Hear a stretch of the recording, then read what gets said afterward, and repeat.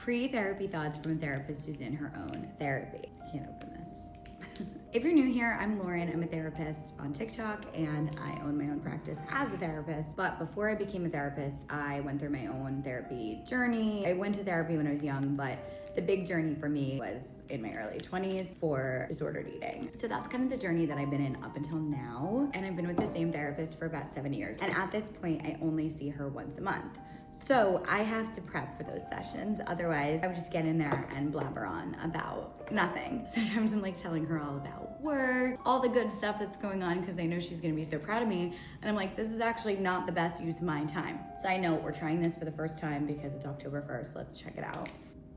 Oh my God. I put ice in my coffee for you guys.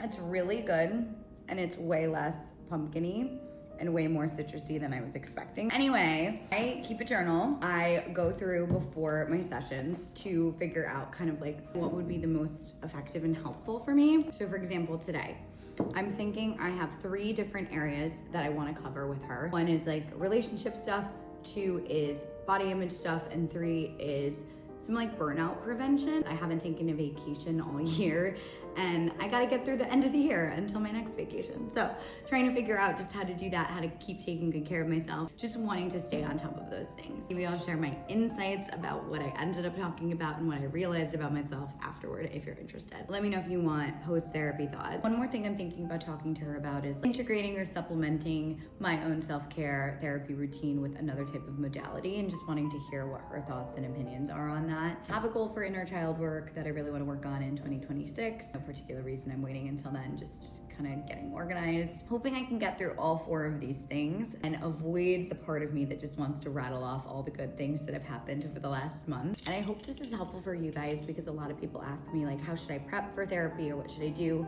Utilize what comes up in your journal. Utilize what comes up if you're in yoga and you're sitting there and the teacher prompts you to think about your intention. Utilize what comes up for you when you're like on a long walk or listening to a podcast or talking things out with a friend. Write those things down and bring them to your therapy session and say, I kind of have a structure for where I want today to go. That's not all therapy. If I was in weekly therapy, I wouldn't be doing this kind of work. But when you're less frequent, I think it's important to have some sort of framework and idea of what you want to talk about. And that's if you know there's things you need to talk about that you could potentially avoid. Sometimes you're just chilling and you're doing the maintenance work and something will pop up that you didn't even expect. So if that's where I was at today, I would go in and I would say no expectations. Let's just see where we both want to take this. Let's find out. But this month I had a few things that popped into my head. Bye guys, I hope you have the best day.